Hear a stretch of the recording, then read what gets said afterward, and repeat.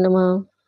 श्री दुर्गा सप्तशती का द्वितीय अध्याय प्रारंभ। महिषासुर का वध। दूसरे अध्याय में महिषासुर का वध किया गया है। देवताओं के तेज से देवी का प्रादुर्भाव और महिषासुर की सेना का वध। जय हो त्रिमयी की। ओम मध्यम चरित्र के विष्णु ऋषि हैं, महालक्ष्मी देवता हैं, उत्कंड छंद हैं, शाकंभरी शक्ति हैं, दुर्गा बीज हैं, वायु तत्व हैं और यजुर्वेद स्वरूप हैं। श्री महालक्ष्मी की प्रसन्नता के लिए मध्यम चरित्र के पाठ में इसका विनियोग किया जाता है।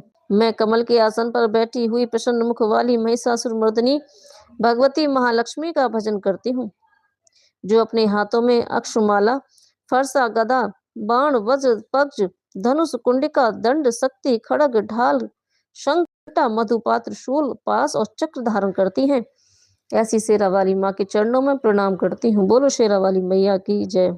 ऋषि कहते हैं, पूर्व काल में देवताओं और असुरों में पूरे 100 वर्षों के लिए युद्ध छिड़ गया। घोर संग्राम हुआ। उस 100 वर्षों के लिए घोर संग्राम हुआ। उसमें असुरों का स्वामी महिषासुर था और देवताओं के नायक इंद्र थे। उस युद्ध में देवताओं की सेना महाबली असुरों से परास्त हो गई थी। संपूर्ण देवताओं को जीतकर महिषासुर इंद्र बन बैठा।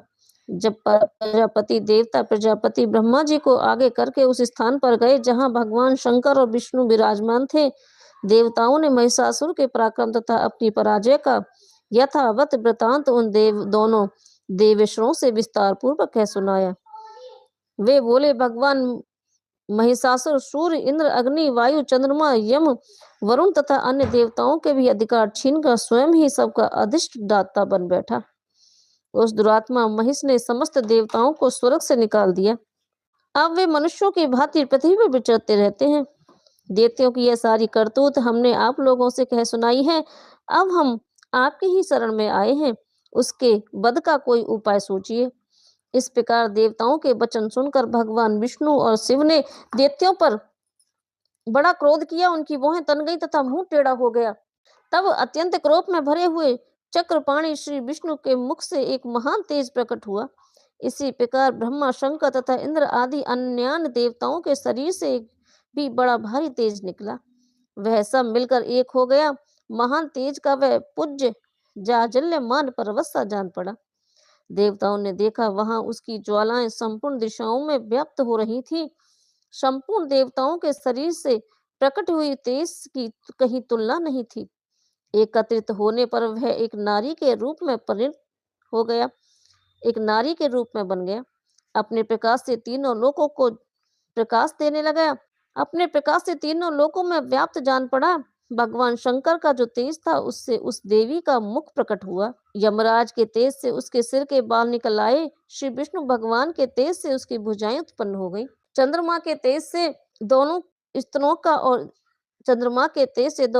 का और इंद्र के तेज से मध्य भाग कटी प्रदेश का प्रादुर्भाव हुआ। वरुण के तेज से जंघा, पिंडली तथा पृथ्वी के तेज से नितंब भाग प्रकट हुआ। ब्रह्मा के तेज से दोनों चरण और सूर्य के तेज से उसकी अंगुलियां निकले आईं। वसुओं के तेज से हाथों की अंगुलियां और कुबेर के तेज से नासिका प्रकट हुई। उस देवी के दांत प्रजापति के तेज से और तीनों नेत्र अग्नि के तेज से प्रकट हुए थे। उसकी भौहें संध्या के कान वायु के तेज से प्रकट हुए।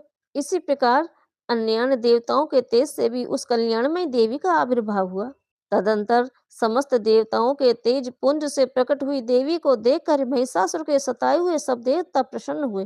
पिनाकधारी भगवान शंकर ने अपने शूल से एक शूल निकाल कर उन्हें दिया। फिर भगवान विष्णु ने भी अपने चक्र से चक्र उत्पन्न करके भगवती को अर्पण कर दिया। वरुण ने भी शंख भेंट किया। अग्नि ने उन्हें शक्ति दी और वायु ने धनुष तथा वाण से भरे हुए तरकश प्रदान किए। सहस्त्र नेत्रों वाले देवराज इंद्र ने अपने वज्र से वज्र उत्पन्न करके दिया। ऐरावत हाथी से उतार कर एक घंटा भी प्रदान किया। यमराज ने काल दंड से दंड, वरुण ने पास और प्रजापति ने स्फटिक की माला तथा ब्रह्मा जी ने एक कमंडलू भेंट किया। सूर्य ने देवी के समस्त रोमकूपों में अपनी किरणों का तेज भर दिया। काल ने उन्हें चमकती हुई ढाल और तलवार दी। क्षीर समुद्र ने उज्जवल हार तथा कभी न जीर्ण होने वाले 2 दिव्य वस्त्र भेंट किए। साथ ही उन्होंने दिव्य चूड़ामणि, 2 कुंडल, कड़े, उज्जवल अर्धचंद्र तथा बाहुओं के लिए कयूर, दोनों चरणों के लिए निर्मल नुपुर, गले के लिए सुंदर हंसली तथा सब अंगुलियों में पहनने के लिए रत्नों से बनी हुई अंगूठियां भी प्रदान की। विश्वकर्मा ने उन्हें अत्यंत निर्मल फरसा भेंट किया, साथ ही अनेक प्रकार के अस्त्र अभेद कवच दिए। इनके सिवा समस्त और वक्ष स्तर में धारण करने के लिए कभी न कुम्ढ़ाने वाली कमलों की मालाएं भेंट की। जल निधि उन्हें सुंदर कमल का फूल भेंट किया। हिमालय ने सवारी के लिए सिंह तथा भांति भांति के रत्न समर्पित कर दिए। धनाध्यक्ष कुबेर ने मधु से भरा पान पात्र दिया तथा संपूर्ण नागों के राजा शेष ने, जो इस पृथ्वी को धारण करते हैं, उन्हें बहुमूल्य मणियों से विभूषित नागहार भेंट किया। इसी प्रकार अन्य देवताओं ने भी आभूषण तथा अस्त्र शस्त्र देकर देवी का सम्मान किया। तत्पश्चात उन्होंने बारंबार अट्टहास पूर्वक उच्च स्वर से गर्जना की। उनके भयंकर नाद से संपूर्ण आकाश गूंज उठा। देवी का वह अत्यंत उच्च स्वर से किया हुआ सिंहनाद कहीं समा न सका। आकाश उनके सामने लघु प्रतीत होने लगा। उससे बड़े जोर की प्रतिध्वनि हुई, जिससे संपूर्ण विश्व में हलचल मच गई। समुद्र कांप उठे, पृथ्वी डोलने लगी तथा समस्त पर्वत हिलने लगे। उस समय देवताओं ने अत्यंत प्रसन्नता के साथ सिंह वाहिनी भवानी से कहा, देवी तुम्हारी जय हो। साथ ही महर्षियों ने भक्तिभाव से विनम्र होकर उनका स्तवन किया। संपूर्ण त्रिलोकी को क्षोभग्रस्त देख दैत्यगण अपनी समस्त सेना को कवच आदि से सुसज्जित कर हाथ में हथियार लेकर सहसा उठकर खड़े हो गए। उस समय महिषासुर ने बड़े क्रोध कर कर कहा, यह क्या हो रहा है। फिर वह संपूर्ण असुरों से घिरकर उस सिंहनाद की ओर लक्ष्य करके दौड़ा। आगे पहुंचकर उसने देवी को देखा, जो अपनी प्रभा से तीनों लोकों को प्रकाशित कर रही थी। उनके चरणों के भार से पृथ्वी दबी जा रही थी। माथे के मुकुट से आकाश में रेखा से खिंच रही थी तथा वे अपने धनुष की टंकार से सातों पातालों को क्षुब्ध किए देती थी। देवी अपनी हजारों भुजाओं से संपूर्ण दिशाओं को आच्छादित करके खड़ी थी। तदंतर उनके साथ दैत्यों का युद्ध छिड़ गया। नाना प्रकार के अस्त्र शस्त्रों के प्रहार से संपूर्ण दिशाएं उद्भासित होने लगी। चित्रुर नामक महान असुर महिषासुर सेना नायक था। वह देवी के साथ युद्ध करने लगा। अन्य दैत्यों की चतुरंगनी सेना साथ लेकर चामड़ भी लड़ने लगा। 60,000 रथियों के साथ आकर उदग्र नामक महादैत्य ने लोहा लिया। 1 करोड़ रथियों को साथ लेकर महानु नामक दैत्य युद्ध करने के लिए आया, जिसके रोए तलवार के समान तीखे थे। वे असलोमा नामक महादैत्य 5 करोड़ रथी सैनिकों सहित युद्ध में आ डटा।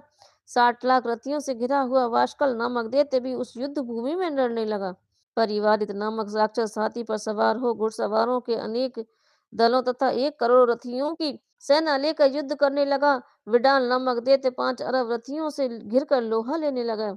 इनके अतिरिक्त और भी हजारों महादैत्य रथ हाथी घोड़ों की सेना साथ लेकर वहां देवी के साथ युद्ध करने लगे। स्वयं महिषासुर उस रणभूमि में कोटि कोटि सहस्र रथ हाथी और घोड़ों की सेना से घिरा हुआ खड़ा था। वह दैत्य देवी के साथ तोमर, भिंदीपाल, शक्ति, मूसल, खड़ग, परशु तथा पटिश आदि अस्त्र शस्त्रों का प्रहार करते हुए युद्ध कर रहे थे। कुछ दैत्यों ने उन पर शक्ति का प्रहार किया, कुछ लोगों ने पास फेंके तथा कुछ दूसरे दैत्यों ने खड़ग के प्रहार से देवी को मार डालने का उद्योग किया। देवी ने भी क्रोध में भरकर खेल ही खेल में अपने सहस्त्र अस्त्र शस्त्रों की वर्षा करके दैत्यों के वे समस्त अस्त्र शस्त्र काट डाले।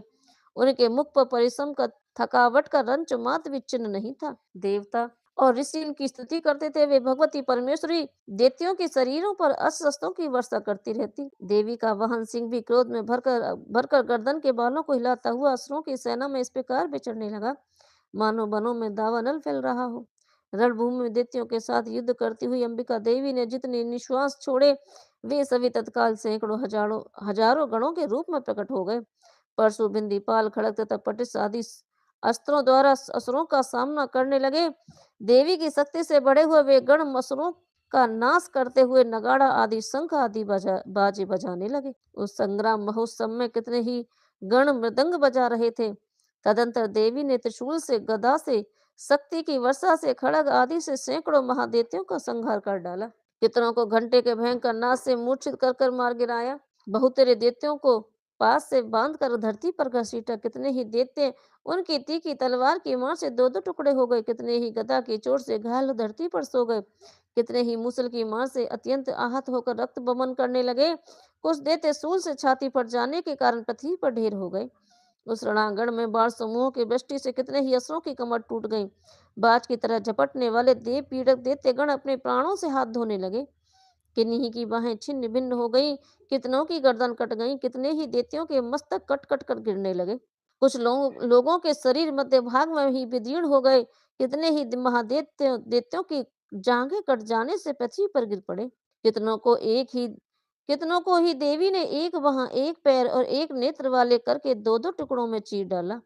कितने ही दैत्य मस्तक कट जाने पर गिरकर फिर उठ जाते और केवल धड़के ही रूप में अच्छे अच्छे हथियार लेकर हाथ लेकर देवी के साथ युद्ध करने लगते। दूसरे कबंध युद्ध के बाजों की लय पर नाचते थे। कितने ही बिना सिर के धड़ हाथों में खड़ग शक्ति और रिष्ट लिए दौड़ते थे तथा दूसरे दूसरे महादैत्य ठहरो ठहरो यह कहते हुए देवी को युद्ध के लिए ललकारते थे। जहां वह घोर संग्राम हुआ था वहां की धरती देवी के गिराए हुए रथ हाथी घोड़े असुरों की लाशों से ऐसे पट गई कि वहां पर चलना फिरना असंभव हो गया था।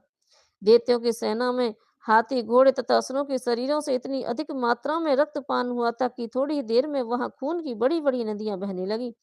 जगदम्बा ने असुरों की विशाल सेना को क्षण भर में ही नष्ट कर दिया, ठीक उसी तरह जैसे तृण और काट के भारी ढेर को आग कुछ ही क्षणों में भस्म कर देती है। वह सिंह भी गर्दन के बालों को हिला हिला कर जोर जोर से गर्जना करता हुआ दैत्यों के शरीरों से मानो उनके प्राण चुन लेता था। वहां देवी के गणों ने भी उस महादैत्य के साथ ऐसा युद्ध किया जिससे आकाश में खड़े हुए देवतागण उन पर संतुष्ट हुए और फूल बरसाने लगे। बोलो शेरा वाली मैया।